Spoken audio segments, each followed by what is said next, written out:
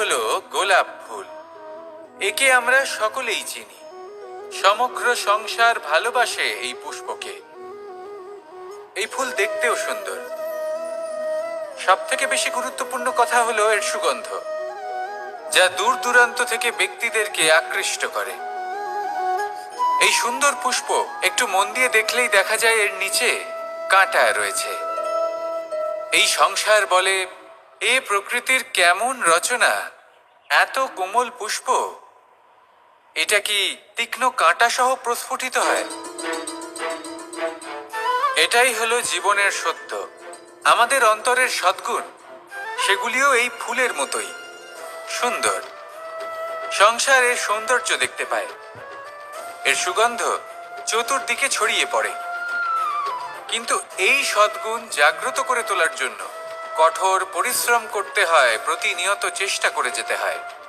তাই জন্য যদি আপনি জানেন আপনার পথ উচিত কিন্তু তা কাঁটায় পরিপূর্ণ, তাহলে থামবেন না, চলতে থাকুন। একবার যদি অন্তরের সদ্গুণ জাগ্রত হয়, তাহলে এই সংসার এই সৌন্দর্য দেখবে আর সুগন্ধে আকর্ষিত হয়ে আপনার কাছে আসবে। এই মন, এই জীবন প্রসন্ন হয়ে বলবে, রাধা রাধা।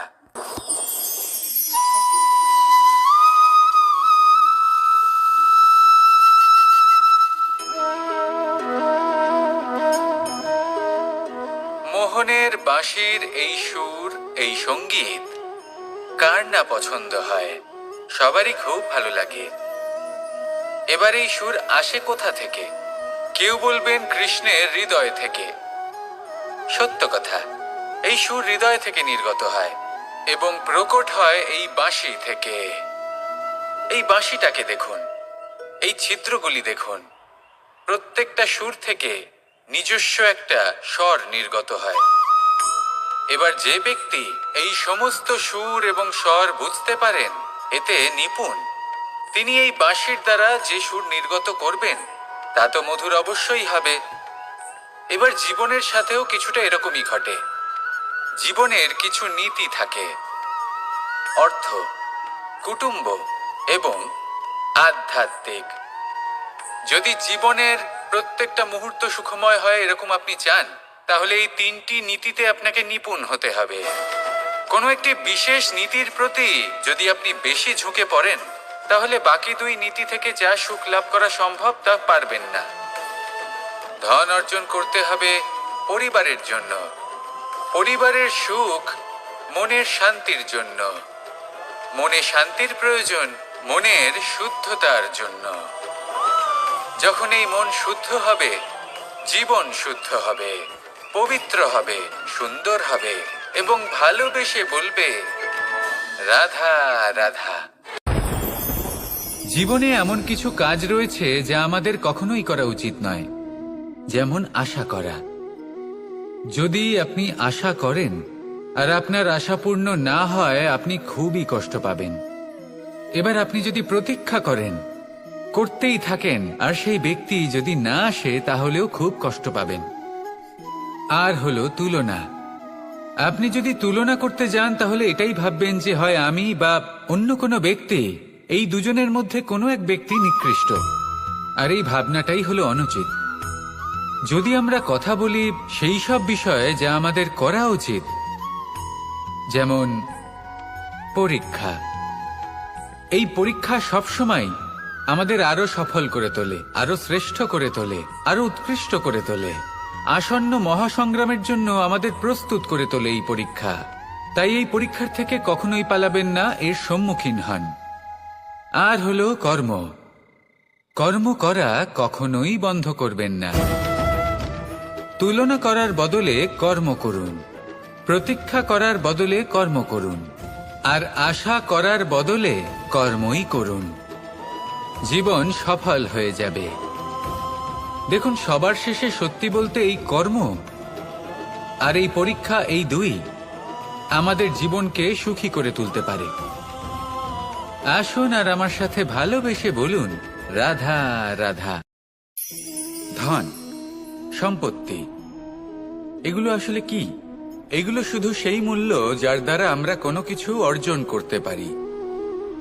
এবার এই ধনের দ্বারা এই সংসারে অনেক কিছু লাভ করা সম্ভব, কিন্তু সেই সব কিছুই শুধুমাত্র ভৌতিক বস্তুই হবে, ভৌতিক সামগ্রী, ভৌতিক সুবিধা। অর্থাৎ আপনার কাছে যতই ধন থাকুক, তা আপনাকে শান্তির ঘুম এনে দিতে পারবে না, আপনাকে জীবনের বাস্তব সুখের অনুভূতি লাভ করাতে পারবে না, কারণ এগুলো ভৌতিক ধন। এ ভৌতিক বস্তুই অর্জন করাতে সক্ষম। বাস্তবিক ধন কি? যদি এই প্রশ্ন আপনার মনে আসে, তাহলে তার উত্তর আমি আপনাকে দেব একটা উদাহরণের মাধ্যমে। কখনো আপনি শুনে থাকবেন যে একজন পিতা আজীবন অনিষ্ট করেন, অনর্থ করেন, খারাপ কাজ করেন শুধু ধন অর্জনের জন্য। তিনি ভাবেন যে আমি ধন অর্জন করব আর নিজের সন্তানকে একটা উজ্জ্বল ভবিষ্যৎ প্রদান করব, একটা সুখ স্বাচ্ছন্দ্যময় জীবন দান করব। এবার সন্তান যখন জন্ম লাভ করে, তখন সে ভাগ্যের জোরে সেই ধন ভোগ করে। যেরকম সে পায় সেরকমই তার ব্যবহার সে করে। কখনো আপনি এটাও দেখে থাকবেন যে সেই সন্তান সমস্ত ধন নষ্ট করে ফেলে, আর সেই পিতা যিনি সমস্ত ধন সঞ্চয় করেছেন, যিনি সেই ধনের প্রভু, আজ সেই ধনের প্রহরী হয়ে রয়েছেন। এবার এরকম কেন হয়? এরকম তখনই হয় যখন সেই পিতা বুঝতেই পারেন না যে তার জীবনের আসল ধন কি। সেই আসল ধন তার সন্তানকে সে দিতেই পারে না। যদি পিতা তার সন্তানকে কর্মের জ্ঞান দিতে পারেন, উচিত কোনটা অনুচিত কোনটা সেই শিক্ষা দিতে পারেন, সংস্কারের প্রকৃত শিক্ষা দিতে পারেন, তবে সেটা ধনের থেকে অনেক বেশি গুরুত্বপূর্ণ। এটাই হলো জীবনের বাস্তব ধন। আপনি সেই কথা তো অবশ্যই শুনে থাকবেন, কুসন্তান হলে ধন সঞ্চয় করে কি হবে, সুসন্তান হলে ধন সঞ্চয় করে কি হবে। সন্তান যদি কুপুত্র হয় তাহলে সব নষ্ট করে ফেলবে, আর সন্তান যদি সুপুত্র হয় তাহলে ধন থাকুক না থাকুক, সে নিজেই কর্মের পথে অগ্রসর হয়ে ধন অর্জন করবে আর নিজের জন্য এক উজ্জ্বল ভবিষ্যৎ গড়ে তুলবে। তাই সন্তানকে সম্পদ দেওয়ার আগে কর্মের জ্ঞান দান করুন, সুশিক্ষা দিন, কারণ এটাই হলো জীবনের প্রকৃত ধন। আসুন আর আমার সাথে ভালোবেসে বলুন, রাধা রাধা। এই জীবন কিভাবে বদলানো সম্ভব? কিছু মানুষ বলেন যে নিরন্তর কাজ করলে, পুরুষার্থ পালন করলে এই জীবন বদলে ফেলা সম্ভব। আজ আমি আপনাকে বোঝাবো যে এক মুহূর্ত, সময় আর সিদ্ধান্ত কতটা গুরুত্বপূর্ণ হয়। এক মুহূর্তই যথেষ্ট। একটা মুহূর্ত এত শক্তিশালী হতে পারে যে তা আপনার সমগ্র জীবন পাল্টে দিতে পারে। এমন এক সময় ছিল শ্রীরামের কাছে, যখন ওনাকে সিদ্ধান্ত নিতে হয় যে উনি নিজের পিতার আদেশ পালন করতে বনবাসে যাবেন নাকি যাবেন না। উনি সেই আদেশ পালন করেছিলেন, তারপর সময় অনুসারে উপযুক্ত সিদ্ধান্ত নিলেন। আর আজ সকলের মনে বসবাস করেন শ্রীরাম। আর অন্যদিকে আছে রাবণ। ওনার কাছে একটা সময় ছিল, একটা সুযোগ ছিল নিজের প্রারব্ধকে শুভ করে তোলার। উনি ভুল করলেন আর মৃত্যু লাভ করলেন। নির্বাচন সবসময় আপনার হাতে, শুধু আপনাকে সময়কে বুঝতে হবে, সেই মুহূর্তকে বুঝতে হবে আর উচিত সিদ্ধান্ত নিতে হবে, ব্যাস। বুঝতে শিখুন এই সময়ের দাবি কি, বুঝতে শিখুন এই সময়ের ইচ্ছে কি, আর উচিত সিদ্ধান্ত নিন। আর আমার সাথে ভালোবেসে বলুন, রাধা রাধা।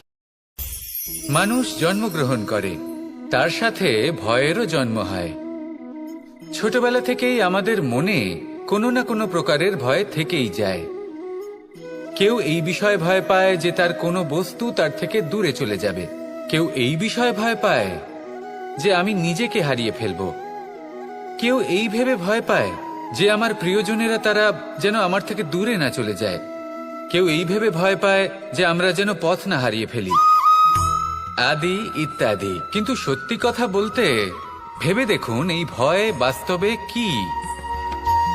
শুধুই একটা মনোস্থিতি, আর কিছুই নয়।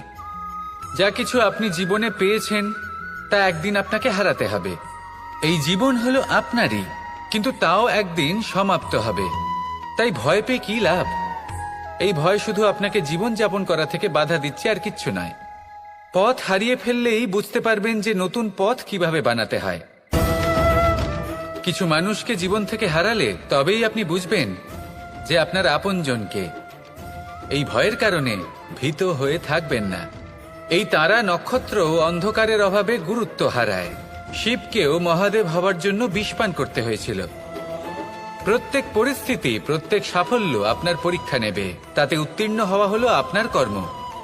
যখনই আপনি ভয় পাবেন বা সংকটের সম্মুখীন হবেন, তখন সাহসের সাথে তার সম্মুখীন হন। মনে রাখবেন, যে সম্মুখীন হতে জানে, সাফল্য তার সাথে সবসময় থাকে।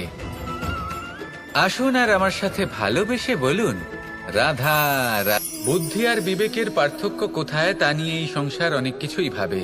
কিছু মানুষ ভাবেন যে এই দুই হলো একই, কিন্তু যদি সত্যি কথা বলি তাহলে এই দুইয়ের মধ্যে একটা অমূল্য পার্থক্য আছে। আর তা হলো এটা যে বুদ্ধির সম্পর্ক হলো মস্তিষ্কের সাথে, আর বিবেকের সম্পর্ক হলো হৃদয়ের সাথে। যে কোনো বুদ্ধিমান মানুষ কি করেন? নিজের মতন করে এই সংসারকে বদলে ফেলতে চেষ্টা করেন। একজন বিবেকশীল মানুষ কি করেন? নিজের অন্তরকে, নিজের মনকে বদলে ফেলতে চেষ্টা করেন। কারণ মানুষের সংসার এই মনের মধ্যেই বসবাস করে। তাই নিজের বুদ্ধির ব্যবহার অবশ্যই করুন, কিন্তু তাতে বিবেকের লাগামটা অবশ্যই শক্ত হাতে ধরবেন। আসুন আমার সাথে ভালোবেসে বলুন, রাধা রাধা। বনস্পতি ফলনের জন্য আমাদের কিসের প্রয়োজন পড়ে? একটু ধরিত্রীর, একটু পরিশ্রমের, আর একটা বীজের। এবার যদি মানুষের কথা বলি, তাহলে এখানে ধরিত্রী হলো মানুষের এই জীবন, যেখানে মানুষ নিজের ইচ্ছের ফল ফুল ফলন করতে চায়। পরিশ্রম হলো আমাদের কর্ম,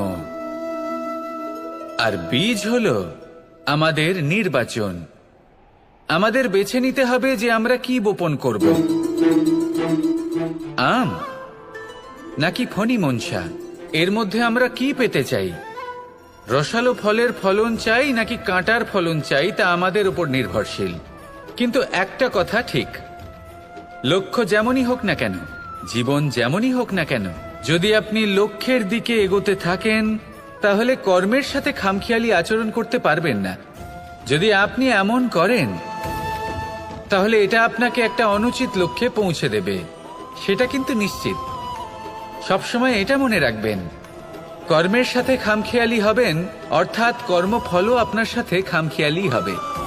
তাহলে নিষ্ঠার সাথে কর্ম করতে থাকুন আর নিজের লক্ষ্যকে প্রাপ্ত করুন। আর আমার সাথে ভালোবেসে বলুন, রাধা রাধা। পরিস্থিতি কখনো এটা ভালো থাকে, আবার কখনো মন্দ হয়ে যায়। কখনো এই পরিস্থিতি আমাদের পক্ষে থাকে, আর কখনো এই পরিস্থিতি অনুযায়ী আমাদের চলতে হয়। কোনো বিকল্প থাকে না। কিন্তু যখনই এই পরিস্থিতি খারাপ হয়ে যায়, তখন কি করা উচিত সেই প্রশ্ন মনে জেগে ওঠে। পরিস্থিতি যখন প্রতিকূল হয়, তখন আমরা কিছু হারালে তা হারিয়ে ফেলি, ঠিক আছে, কিন্তু যা বাকি আছে সেটা আমরা আগলে রাখতে পারি। পরিস্থিতিকে সামলে রাখার চেষ্টা আমরা অবশ্যই করতে পারি, শুধু সেটুকুই আমাদের হাতে রয়েছে। কিন্তু এর থেকেও বড় সমস্যা আছে, অহংকার। কখন প্রবেশ করে আমরা জানতেও পারি না। এই অহংকার আপনাকে বুঝতেও দেবে না যে আপনি সত্যি কিছু হারিয়েছেন। আপনার কিছুই যাবে আসবে না। দেখতে গেলে আকাশের সূর্য নিজের প্রকাশ হারিয়ে ফেলে যখন অন্ধকার ঘনিয়ে আসে। তাহলে আমরা কে হই? ওনার সামনে তো কিছুই নই। এই অহংকার আমাদের দমন করতেই হবে। এটা বিশ্বাস করতে হবে যে এই সমগ্র সৃষ্টিতে আমরা শুধুমাত্র একটা কণা, তার থেকে বেশি আর কিছুই নয়। বিশ্বাস করতে হবে যে আমরা ততটাও বড় নই যে কখনোই কিছুই হারাবো না। এবার যেদিন এই জ্ঞান আপনি আত্মস্থ করে নিজের আচরণ পাল্টাবেন, মনে রাখবেন, সেই দিনই অহংকারকে দমন করতে আপনি পথে অগ্রসর হয়ে পড়েছেন। এই অহংকারকে দমন করুন আর আমার সাথে ভালোবেসে বলুন, রাধা রাধা। অন্ধকারাচ্ছন্ন রাত্রি যদি এসে থাকে, তাহলে আলোকিত প্রকাশ নিয়ে সূর্যও অবশ্যই আসে। রোগ যদি এসে থাকে, তাহলে তার ওষুধও অবশ্যই আসে। সমস্যা যদি আসে, তাহলে সেই সমস্যার সমাধানও নিজে থেকেই আমাদের কাছে চলেই আসে। এই সংসার, এই জীবনের শুধুমাত্র একটাই নিয়ম আছে, আর তা হলো এটাই, এই সংসার হলো একটা চক্রের মতো, এতে শাশ্বত বলে কিছু নেই, নিত্য বলে কিছু নেই। আর যা কিছুই রয়েছে সব বদলাতে চলেছে। যদি আপনার জীবনে দুঃখ থাকে, সমস্যা থাকে, যদি আপনি বিপদ দ্বারা আচ্ছন্ন, তাহলে মনে রাখবেন সবকিছু বদলে যেতে চলেছে। দুঃখের সময় কাঁদবেন না, মনকে আরো দুঃখী করে তুলবেন না, কারণ এখানে যা কিছুই এসেছে তা যাওয়ার জন্যই এসেছে। তাহলে এত চিন্তা কিসের? আনন্দ সহকারে জীবন যাপন করুন আর আমার সাথে ভালোবেসে বলুন রাধা রাধা। যদি কোনো সিংহ বানরের মতো গাছে চড়তে চেষ্টা করে তাহলে কি হবে? একটা মাছ যদি মাটিতে হাঁটতে চেষ্টা করে তাহলে কি হবে? তারা বিফলই হবে। কিন্তু এরকম কেন হয়? তার কারণ হলো প্রকৃতির রচনা কিছুটা এরকম। এখানে প্রত্যেকটি ব্যক্তিকে, প্রত্যেকটি প্রাণীকে আলাদা আলাদা গুণের অধিকারী করা হয়েছে এবং সকলকে একটা সীমাও প্রদান করা হয়েছে। এবার এই যে বৃক্ষ, পশু, পাখি, এদের মধ্যে সেই ক্ষমতাই নেই যে এরা নিজেদের যাচাই করতে পারবে, নিজেদের সীমাগুলো বুঝতে পারবে, নিজেদের সদ্গুণগুলো চিনতে পারবে। এরা সেটা করতে পারবে না। কিন্তু মানুষ তো আলাদা। মানুষের কাছে সেই বিশেষ শক্তি আছে যে তারা পূর্ণরূপে নিজেদের যাচাই করতে পারবে, নিজেকে পূর্ণরূপে বুঝতে পারবে, নিজের দোষ, নিজের অপগুণ, নিজের সদ্গুণ, নিজেদের সীমাগুলো তারা বুঝতে পারবে। আর এটা অত্যন্ত গুরুত্বপূর্ণ। কথায় আছে যে যদি সাফল্য লাভ করতে হয় তাহলে নিজেকে যাচাই করে নিতে হবে। তাই নিজেকে যাচাই করুন, নিজের সাথে পরিচিত হয়ে যান এবং জীবনে কর্ম করতে থাকুন। সাফল্যের শিখরে অবশ্যই পৌঁছে যাবেন। আর ওখানে যদি যান তাহলে এই মন প্রসন্ন হয়ে অবশ্যই বলবে রাধা রাধা। পৌঁছানো অত্যন্ত কঠিন হয়। কেউ ভাবেন যে কেন এত কঠিন হয়, কেন এত কষ্ট করতে হয় লক্ষ্যে পৌঁছানোর জন্য। এই লক্ষ্য সরলভাবে কেন আমার কাছে চলে আসে না? চলুন আপনাকে একটা কথা বলি, যদি আপনার লক্ষ্য কঠিন না হয় তাহলে তাকে পাওয়া আপনার পক্ষে অসম্ভব হয়ে উঠবে। লক্ষ্যে পৌঁছানোর এই রাস্তায় আপনি যে কড়া রোদের সম্মুখীন হন, যার থেকে আপনি দূরে পালাতে চান, সেই রোদ আপনাকে প্রেরণা যোগায় যে আপনি এগোতে থাকুন। ভাবুন একজন যাত্রী যে কিনা নিজের লক্ষ্যের দিকে যাচ্ছেন, সেই পথে উনি যদি একটু ছায়া পেয়ে যান আর উনি ওখানে বিশ্রাম নেন, তাহলে তার সাথে তার ভাগ্য গভীর নিদ্রায় সেখানে বিলীন হয়ে যায়। তাই পরিশ্রমের করা রোদের থেকে কখনো দূরে পালাবেন না। জীবনে শুধু সামনে এগোতে থাকুন দৃঢ়তার সাথে। আর লক্ষ্য সরল হোক, কঠিন হোক বা অত্যাধিক কঠিন হোক, একটা কথা মনে রাখবেন, যে জীবনের লক্ষ্যে পৌঁছতে পেরেছে সে লক্ষ্য প্রাপ্তির জন্য আফসোস কখনোই করে না। রাধা রাধা। এই সংসারে সাফল্য লাভ করার জন্য জ্ঞানের প্রয়োজন হয়, পরিশ্রমের প্রয়োজন হয়, দৃঢ় নিষ্ঠার প্রয়োজন হয়, নিরন্তর চেষ্টা করা প্রয়োজনীয়। কিন্তু আরো কিছু আছে যা অত্যন্ত প্রয়োজনীয় এবং গুরুত্বপূর্ণ। তা হলো ভালো বন্ধু। তাদের থাকা অত্যন্ত প্রয়োজনীয়। যদি ভালো বন্ধু থাকে তাহলে সময় এলে তারা ঢাল হয়ে আপনাকে সুরক্ষা করবেন। সময় এলে অস্ত্রের মতো শত্রুকে সংহারও করবেন। যদি তিনি জ্ঞানী হন, তাদের মধ্যে সদ্গুণ থাকে, তাহলে এই সব গুণ আপনার মধ্যেও প্রবেশ করবে। তাহলে সাফল্যের জন্য ভালো বন্ধু পাওয়া অত্যন্ত প্রয়োজনীয়। কিন্তু শুধু বন্ধু কেন, ভালো শত্রুও থাকা প্রয়োজনীয়। এবার আপনি ভাববেন, এ আমি কি বললাম? যদি আপনার জীবনেও ভালো অর্থাৎ শক্তিশালী শত্রু থাকে তাহলে আপনিও শক্তিশালী হতে থাকবেন। এই শত্রু আপনাকে প্রেরিত করবে আরো বেশি শক্তিশালী হয়ে ওঠার। কখনো কোনো হরিণকে দেখুন, তীব্র গতিতে দৌড়তে থাকে। কেন তীব্র গতিতে দৌড়য়?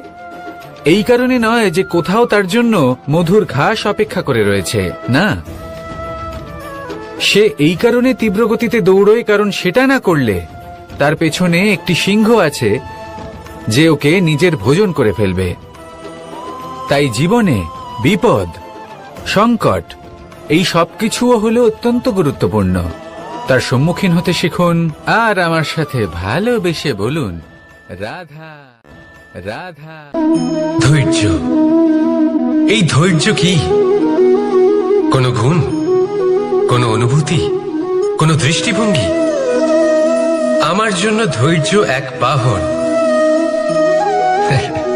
আপনি হয়তো ভাবছেন এই কেমন বাহন? বাহন তো ঘোড়া হতে পারে, হাতি হতে পারে, উটও হতে পারে, কিন্তু ধৈর্যকে বাহন বানানো মানে? চলুন আপনাকে একটা কথা বোঝাই। পৃথিবীতে এমন কোনো বাহন নেই যে তার আরোহীকে আছড়ে ফেলেনি। সেটা উট হোক বা হাতি হোক বা ঘোড়া হোক, চলতে চলতে কখনো নড়বড় করেই বসে। তারপর সেই আরোহী পড়ে কারোর পায়, তারপর পড়ে তার নিজের নজরে। কিন্তু ধৈর্যরূপী বাহন কখনো কাউকে ফেলে না, কখনো না। না সেই আরোহী কারোর পায়ে পড়ে আর না তো নিজের নজরে। কারণ ধৈর্য আপনাকে বিবেক প্রদান করে, বিবেক আপনাকে পরিকল্পনায় সাহায্য করে, আর পরিকল্পনা প্রদান করে আপনাকে শক্তি, আপনার লক্ষ্যের দিকে অগ্রসর হওয়া। বুঝলেন? ধৈর্যকে সঙ্গে রাখুন, নিজেকে আরো ধৈর্যশীল করে তুলুন।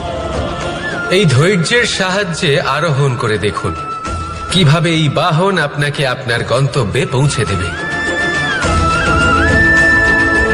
রাধা রাধা। সংসারে এমন একটা ভ্রান্ত ধারণা রয়েছে যে সবকিছু ভাগ্যের দ্বারা পাওয়া যায়, কিন্তু ভাগ্য, প্রারব্ধ এ তো সকলের জন্যই সমান হয়। এটা তো ব্যক্তির উপরে নির্ভরশীল হয়, তার আকাঙ্ক্ষার উপরে নির্ভরশীল হয়, বাসনার উপরে নির্ভরশীল হয়, স্বভাবের উপরে নির্ভরশীল হয় যে উনি সেটা নিয়ে কি করেন। দেখুন, এই প্রসাদ কিন্তু সকলকেই দেওয়া হয়, কিন্তু তা গ্রহণ করবেন কিভাবে সেটা ব্যক্তির উপরে নির্ভর করে। আপনাকে এক উদাহরণ দিই। যেমন ধরুন, দুজন মানুষকে আমি একটা করে মাটির ডেলা দিলাম, সেটা নিয়ে তারা কি করবেন? একজন মানুষ তার ছোট ছোট ডেলা বানাবেন আর পথযাত্রীদের ওপরে ছুঁড়ে মারবেন, হাসি ঠাট্টা করবেন, তাদের বস্ত্র নোংরা করে দেবেন, সেটাতেই উনি আনন্দ পাবেন। অন্যদিকে দ্বিতীয় ব্যক্তি সেই মাটির ডেলা দিয়েই নিজের জন্য একটা কুঁড়ে ঘর বানাবেন। সেই কুঁড়ে ঘর যা রোদেতে, বৃষ্টিতে, ঝড়ে তাকে সুরক্ষিত রাখবে। অনুভূতি, এই অনুভূতি বদলাতে শিখুন। এই অনুভূতি অত্যন্ত গুরুত্বপূর্ণ। ভালোবাসাতেও এই অনুভূতি হলো অত্যন্ত গুরুত্বপূর্ণ। ভালোবাসা সে বন্ধুর সাথে হোক, মা বাবার সাথে হোক, ভাই বোনের সাথে হোক, স্ত্রীর সাথে হোক, যে কারোর সাথে হোক। মনে রাখবেন, এই হলো সেই অনুভূতি যা আপনার ভাগ্য নির্ধারণ করে থাকে। তাহলে আসুন আমার সাথে প্রেমের অনুভূতি নিয়ে বলুন, রাধা রাধা। লক্ষ্য, পথ আর সাফল্য, এই তিনটেই একে অপরের সাথে জড়িত, কিন্তু অনেকবার মানুষ এদের ঠিকভাবে বুঝতে পারেন না। তারা ভাবেন যে যেরকম লক্ষ্য হবে সেরকমই পথ হবে, সেই মতোই লক্ষ্য কঠিন হলে পথ কঠিন হবে, লক্ষ্য সরল হলে পথও সরল হবে। যদি আপনাকে আসল সত্যের সাথে অবগত করাই, তাহলে দেখবেন সবকিছুই এর উল্টো। লক্ষ্য নিজের পথ বানায় না, পথ সেটাই যেটা আপনি স্বয়ং নির্বাচন করে আপনি নিজে বানান। সেই অনুসারেই আপনি আপনার লক্ষ্যে পৌঁছতে পারবেন। সেই জন্য জীবনে যখনই লক্ষ্যে পৌঁছানোর পথের বিষয়ে আপনি কোনো সিদ্ধান্ত নেবেন, তাহলে তা ভেবে চিন্তে নেবেন, কারণ এই পথ অত্যন্ত গুরুত্বপূর্ণ। পথ যদি শুভ হয়, তাহলে লক্ষ্য আপনা থেকেই শুভ হয়ে যায়। তাহলে আসুন আমার সাথে ভালোবেসে বলুন, রাধা রাধা। ভাগ্য আর কর্ম, এই দুই এমন শব্দ যাকে ঘিরে সমগ্র সংসার। কেউ বলে আমার ভাগ্যে এটা ছিল না, যা পেলে আমার জীবন অন্যরকম হতো। কেউ বলে আমার গত জন্মের কর্ম নিশ্চয়ই এমন ছিল, যে কারণে এই জন্মে এরকম ভাগ্য পেয়েছি আমি। এসব বাদ দিন আর একবার শান্ত চিত্তে ভাবুন।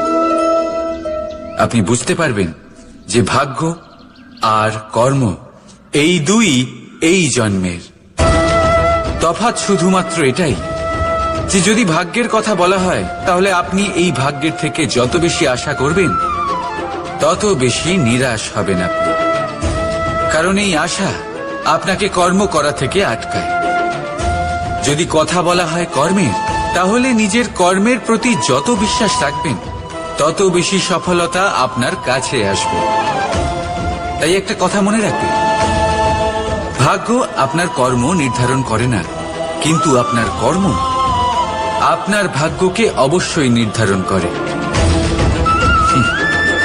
রাধা রাধা নাম কত সাধারণ একটা বিষয়। প্রত্যেক মানুষ যে জন্ম নেয় তাকে একটা নাম দেওয়া হয়, যা সে পেয়ে থাকে তার মাতা পিতার দ্বারা, না হলে তার গুরুর দ্বারা, বা কোনো আত্মীয়ের দ্বারা, বা কোনো কাছের মানুষের দ্বারা। এই নামের সাথেই সে আস্তে আস্তে বেড়ে ওঠে। কিন্তু এটাই কি সেই নাম? এই নামই কি সবকিছু? কখনোই নয়। একটা নাম সেটা যা আপনি জন্মের সময় লাভ করেন, যে নামে আপনি কর্মের পথে অগ্রসর হন। আরও একটা নাম সেটা যা আপনি আপনার কর্মের দ্বারা অর্জন করেন, আর এই নামেই আপনাকে সবাই যুগ যুগ ধরে মনে রাখে। আপনার আসল নাম সেটা নয় যা আপনাকে জন্মের সময় দেওয়া হয়েছিল। আপনার আসল নাম সেটা যেটা আপনি আপনার কর্ম দ্বারা লাভ করেছেন। কারণ সেই লাভের পেছনে প্রচুর প্রয়াস লুকিয়ে থাকে, অনেক পরিশ্রম লুকিয়ে থাকে। কিন্তু যদি আপনি চান যে মানুষ আপনার নাম মনে রাখে, তাহলে আপনাকে কর্মের পথে অগ্রসর হতেই হবে। শুভ কর্ম করতে হবে, অনর্গল চেষ্টা করে যেতে হবে, মহান কাজ করতে হবে। আর বিশ্বাস করুন, আপনি একটা মহান নামের ফল অবশ্যই লাভ করবেন। রাধা রাধা। আমি এখানে একা এই বনে বসে আছি, বাঁশি বাজাচ্ছি। কার জন্য? কে আছেন এখানে? কেউ নেই। আমার প্রজা, আমার রাজ্য, আমার পরিবার আমার থেকে অনেক দূরে আছেন। আমি এখানে একা এই বনে বসে এই আকাশের এই রঙের, গাছের এই সব ফলের, মাটির সুবাসের আনন্দ উপভোগ করছি। কেন? আমি হলাম দ্বারকাধীশ। এমন কি রাজকীয় বা ভৌতিক সুখ রয়েছে যে আমি ওখানে পেতে পারি না? সবকিছুই পেতে পারি, তাও এখানে বনে একা বসে আছি। কোন সুখ খুঁজে চলেছি? একা থাকার সুখ। আমরা প্রত্যেকদিন অনেক মানুষের সাথে, চিন্তাধারার সাথে, কর্মের সাথে, পরিস্থিতির সাথে, সুখ দুঃখের দ্বারা বেষ্টিত থাকি। জীবনের এই চক্রে আমরা জড়িয়ে পড়তে থাকি। যতই আমরা এই সমস্যার সমাধান করি, আমরা ততই এতে জড়িয়ে পড়ি। আমরা এতটাই জড়িয়ে পড়ি যে যখন আমরা আয়নায় নিজেদের দেখি, তখন আমরা নিজেদের চিনতেই পারি না। এমন মনে হয় যেন আমরা নিজেদের হারিয়ে ফেলেছি। সেই জন্য প্রত্যেক দিন আপনি কিছু সময় নিজের সাথে কাটান একান্তে। এটা অত্যন্ত আবশ্যক। নিজের অস্তিত্বের গভীরে গিয়ে দেখতে শিখুন, নিজেকে বুঝুন। অদ্ভুত শান্তির অনুভূতি হবে। যেমন এই বায়ু, এই বৃক্ষ, এই পুষ্প, এই নিসর্গ, এদের মতো আপনিও কখনো একলা হতে শিখুন। কখনো নিসর্গের একটা অংশ হয়ে দেখুন। এই মন প্রসন্ন হয়ে বলবে, রাধা। একবার একটা শেয়াল বনে বিচরণ করছিল। ও একটা ছোট্ট শাবক দেখতে পেল। ও ভাবলো, আজ একেই আমি খাবার হিসেবে গ্রহণ করব। আশেপাশে দেখলো কেউ দেখছে না তো, কেউ ছিল না। আর সেই শাবকের ওপর আক্রমণ করলো, যা হলো একটা ঘোর অপরাধ। বনের নিয়ম অনুসারে আপনি কখনোই শাবকের ওপর আক্রমণ করতে পারেন না। তারপর এই খবরটা যখন রাজা সিংহ জানতে পারলেন, সভার আয়োজন করলেন। কিন্তু সেখানে শেয়াল বলল, আমি তো এরকম কিছু করিনি। কিন্তু যদি আপনি এরকম বলেন, কোনো প্রমাণ দিন, এর কোনো সাক্ষী আছে? তখন রাজা সিংহ পেঁচাকে ডেকে পাঠালেন, যে সেই মুহূর্তে বৃক্ষের শাখার ওপর বসেছিল। সে সব কিছু দেখেছিল। পেঁচা সব সত্যি কথা বলল, আর শেয়ালকে মৃত্যুদণ্ড দেয়া হলো। এবার এই কাহিনী আমি আপনাকে কেন শোনালাম? কারণ মানুষও কখনো কখনো এরকম কর্ম করেন যা শিয়াল করেছে। এটা ভাবেন কেউ দেখছে না যখন আমি অনুচিত কর্ম করতেই পারি, কিন্তু না, আপনি যাই করুন না কেন কেউ না কেউ অবশ্যই তা দেখছে। কোনো ব্যক্তি না হলেও কোনো প্রাণী, না হলে কোনো যক্ষ বা দেব বা প্রেত। যদি এনারা কেউ না দেখেন তাহলে ধরিত্রী মাতা দেখেন যেখানে দাঁড়িয়ে আপনি সেই কর্ম করছেন, তাই না? তাই একটা কথা সবসময় মনে রাখবেন, কে দেখছেন কে দেখছেন না সেই বিষয়ে ভাবা ছেড়ে দিন। এটা খুব সহজ কথা। আপনি যদি উচিত কর্ম করেন উচিত ফল পাবেন, যদি অনুচিত কর্ম করেন তাহলে আপনি অনুচিত ফল অবশ্যই পাবেন। সেই জন্য উচিত পথে চলতে থাকুন, উচিত কর্ম করতে থাকুন, আর আমার সাথে ভালোবেসে বলুন রাধা রাধা। বাহ, পুষ্পের সুবাস আমার খুব ভালো লাগে। অত্যন্ত সুন্দর হয় এই পুষ্প। এইভাবে চারিদিকে পুষ্প দেখে মন আনন্দিত হয়ে ওঠে। এবার আপনারা ভেবে দেখুন, আমার চারিদিকে পুষ্প নয় আগুন আছে, তাহলে কি হবে? আমার শরীর কি জ্বলে যাবে না? অবশ্যই জ্বলবে। শরীরকে কি আগুনের তাপ সহ্য করতে হবে না? অবশ্যই সহ্য করতে হবে। এটাই হলো প্রকৃতির নিয়ম। এই নিয়ম কিন্তু আমরা সবাই জানি, কিন্তু আমাদের মধ্যে বেশিরভাগ মানুষ এই বিভ্রান্তি নিয়ে বাঁচি যে এই যে প্রকৃতির নিয়ম তা আমার ওপর প্রযোজ্য নয়। তা কিন্তু নয়। আমাদের চতুর্দিকে এই যে নিসর্গ রয়েছে, আমরা তার কতটা ক্ষতি করি সেটা একবার ভেবে দেখুন। আমরা বনাঞ্চল জ্বালিয়ে দিই, বায়ু দূষিত করি, জল দূষিত করি, প্রাণীদের হত্যা আমরা করি। কেন? এই নিসর্গ আমরা নষ্ট করি, যদিও আমরা জানি যে আমরাও হলাম এই নিসর্গেরই অংশ। এবার দেখুন, শরীরের কোনো অংশে যদি আগুন ধরান, আস্তে আস্তে সমস্ত শরীরও জ্বলে যাবে। সেইভাবেই নিসর্গ যদি নষ্ট হয়ে যায় তাহলে মনুষ্য জাতিও নষ্ট হয়ে যাবে। তাই এই যে নিসর্গ আপনি দেখছেন, এই পুষ্প, এই বৃক্ষ, বায়ু, জল, এদের সকলকে রক্ষা করুন, নষ্ট নয়। মনে রাখবেন, যদি নিসর্গ থাকে মানুষ থাকবে, যদি নিসর্গ থাকে তাহলেই জীবন থাকবে। আসুন আমার সাথে ভালোবেসে বলুন রাধা রাধা। কারই না পছন্দ বলুন তো? অত্যন্ত সুস্বাদু হয় এই মধু, মিষ্টি খেতে হয় এবং তা শক্তিও প্রদান করে, এবং প্রত্যেকটি মিষ্টি পদার্থের মতোই এতেও খুব তাড়াতাড়ি পিঁপড়ে ধরে যায়। অন্যদিকে যদি নুনকে দেখি তাহলে বছরের পর বছর রাখলেও এতে পিঁপড়ে ধরে না। এবার যদি কথা বলি বন্ধুত্বের, তাহলে বন্ধুত্ব নুনের মতো হওয়া উচিত, মধুর মতো নয়। যারা সামনে এলে শুধুমাত্র মধুর মধুর কথা বলবে, পরে এতে পিঁপড়ে ধরে যাবে, এটা নুনের মতো হওয়া উচিত। প্রকৃত বন্ধু হলো সে যে সময় এলে পরে আপনার সামনে আপনার প্রকৃত সত্য তুলে ধরবে, তা সে যতই কঠিন হোক না কেন। আপনার দোষ, আপনার অপগুণ, আপনার খামতি আপনাকে বলতে পারবে, যাতে আপনি সেগুলো শুনে মেনে নিয়ে তারপর নিজেকে শুধরোতে পারেন।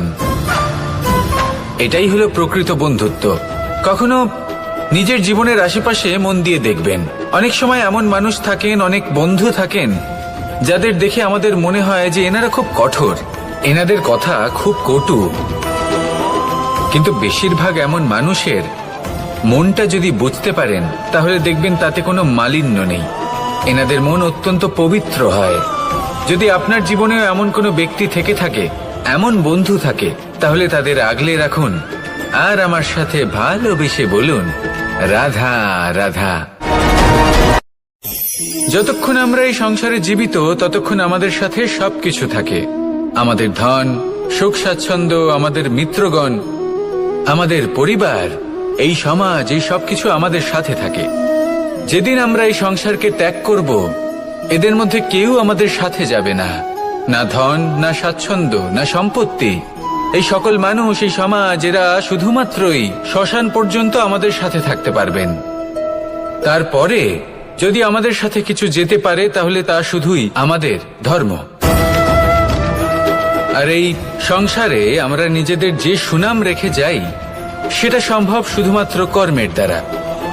সেই জন্য সংসারে যতদিন পর্যন্ত জীবিত আছেন, যদি কিছু অর্জন করতে চান তাহলে ধর্ম অর্জন করুন, ধর্মের বিষয়ে স্পষ্টতা অর্জন করুন এবং কর্ম অর্জন করুন। এটাই হবে আপনার অতীত এবং এটাই হবে আপনার ভবিষ্যৎ, এবং এটাই সকলকে প্রেরণা প্রদান করবে। আসুন আমার সাথে ভালোবেসে বলুন, রাধা রাধা।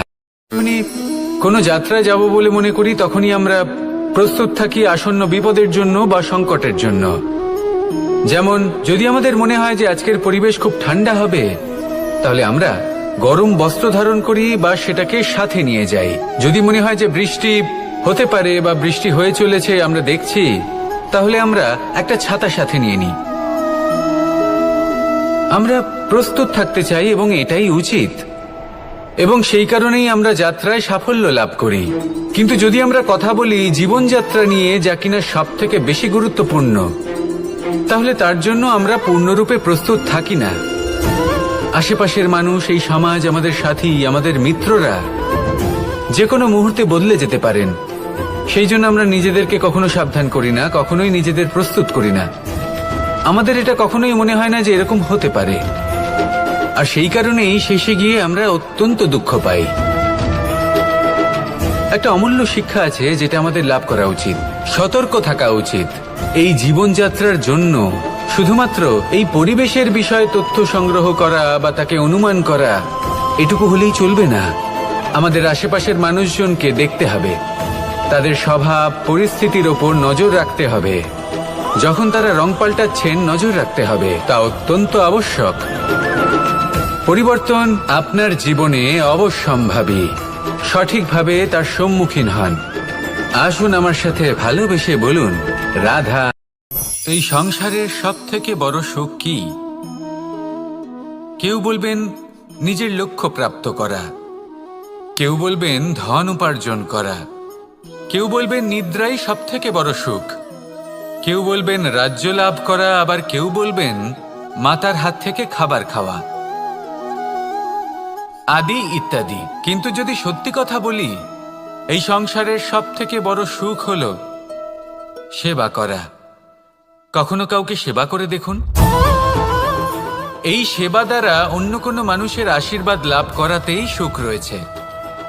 আপনার সেবা ভাব দ্বারা যখন কোনো মানুষ নিজের অন্তরাত্মা থেকে আপনাকে আশীর্বাদ করে, তার থেকে বড় সুখ আর কিছুই নেই। কারণ প্রত্যেক মানুষের মধ্যে ঈশ্বর বাস করেন। নরের সেবাই হল নারায়ণের সেবা। নিষ্কাম সেবা করাই হল সব থেকে বড় সুখ। তাই নিজের অন্তরে সেবার এই ভাব জাগ্রত করুন। যে সুখের কথা আমি বলছি, সেই সুখ অনুভব করেই দেখুন। এই মন সুপ্রসন্ন হয়ে বলবে, রাধা রাধা। বাহ, পুষ্পের সুবাস আমার খুব ভালো লাগে। অত্যন্ত সুন্দর হয় এই পুষ্প। এইভাবে চারিদিকে পুষ্প দেখে মন আনন্দিত হয়ে ওঠে। এবার আপনারা ভেবে দেখুন, আমার চারিদিকে পুষ্প নয়, আগুন আছে। তাহলে কি হবে? আমার শরীর কি জ্বলে যাবে না? অবশ্যই জ্বলবে। শরীরকে কি আগুনের তাপ সহ্য করতে হবে না? অবশ্যই সহ্য করতে হবে। এটাই হলো প্রকৃতির নিয়ম। এই নিয়ম কিন্তু আমরা সবাই জানি, কিন্তু আমাদের মধ্যে বেশিরভাগ মানুষ এই বিভ্রান্তি নিয়ে বাঁচি যে এই যে প্রকৃতির নিয়ম, তা আমার ওপর প্রযোজ্য নয়। তা কিন্তু নয়। আমাদের চতুর্দিকে এই যে নিসর্গ রয়েছে, আমরা তার কতটা ক্ষতি করি সেটা একবার ভেবে দেখুন। আমরা বনাঞ্চল জ্বালিয়ে দিই, বায়ু দূষিত করি, জল দূষিত করি, প্রাণীদের হত্যা আমরা করি। কেন? এই নিসর্গ আমরা নষ্ট করি, যদিও আমরা জানি যে আমরাও হলাম এই নিসর্গেরই অংশ। এবার দেখুন, শরীরের কোনো অংশে যদি আগুন ধরান, আস্তে আস্তে সমস্ত শরীরও জ্বলে যাবে। সেইভাবেই নিসর্গ যদি নষ্ট হয়ে যায়, তাহলে মনুষ্য জাতিও নষ্ট হয়ে যাবে। তাই এই যে নিসর্গ আপনি দেখছেন, এই পুষ্প, এই বৃক্ষ, বায়ু, জল, এদের সকলকে রক্ষা করুন, নষ্ট নয়। মনে রাখবেন, যদি নিসর্গ থাকে মানুষ থাকবে, যদি নিসর্গ থাকে তাহলেই জীবন থাকবে। আসুন আমার সাথে ভালোবেসে বলুন রাধা রাধা।